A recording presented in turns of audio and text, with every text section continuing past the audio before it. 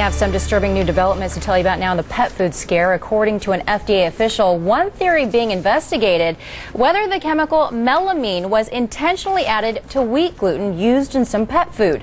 Also, the recall has widened to include dog biscuits made by Sunshine Mills. The company makes private label brands found at grocery stores and Walmart's Old Roy biscuits. In the meantime, Menu Foods is expanding its original recall to include some cuts and gravy products made between November 6th or November 8th and March 6th, rather. So what should pet owners be doing at this point to keep their pets safe? Dr. Jim Humphries is a veterinarian in Denver, Colorado, and joins us now live. Dr. Humphries, thanks so much for your time tonight. Thank you, Veronica. It doesn't matter which way we look at it. This pet recall is expanding, this time dog biscuits. So what are you telling your pet owners regarding food safety? I'm telling them to read the label. It's very important. The one common thread in this recall is this wheat gluten. We know that.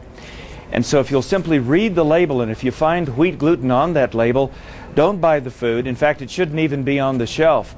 If you have some of this food at home and you've bought it previously and you happen to hear this and investigate and read the label and you see wheat gluten on there, throw it out, or you might even want to save it for later, but do not feed any food with wheat gluten, because we know that seems to be the common thread throughout this recall.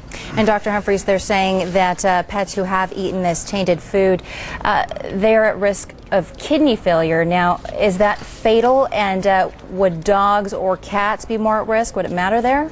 Well, cats seem to be a little more at risk in this problem. I will tell you, all dogs and cats and all animals and people have renal failure. It's a common disease. But this melamine does cause renal failure. We are seeing more blood tests being submitted to the national labs. I will tell you that the majority of those blood screening tests are normal.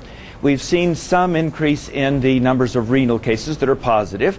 Over the last 3 weeks, now that we're 3 weeks out from this recall, I can tell you, I spoke just yesterday with the national lab, and they say they are beginning to see these decrease some, so that's good news. So, Dr. Humphries, what do you think? There's so many people angry about what's happening here. Do you think that the FDA has really done enough? I mean, don't you think they've been behind the 8 ball when it comes to recalling these foods? You know, it may look that way in the media, but I can tell you that as a veterinarian, I've watched this very closely. I run a network of 320 veterinarians around the U.S. and Canada that do local and national media. And I can tell you, we know the FDA was on this quickly. They have treated people on this case, and they are looking at it very carefully. So I think the response has been good. I also know they are relying on veterinarians throughout the country in private practices to educate their clients, test the suspected animals, and treat them accordingly. And that's been happening since the very first weekend of this recall, a little bit over 3 weeks ago. All right, Dr. Humphries, let me ask you this. Do you have a dog or cat? I have 2 of each.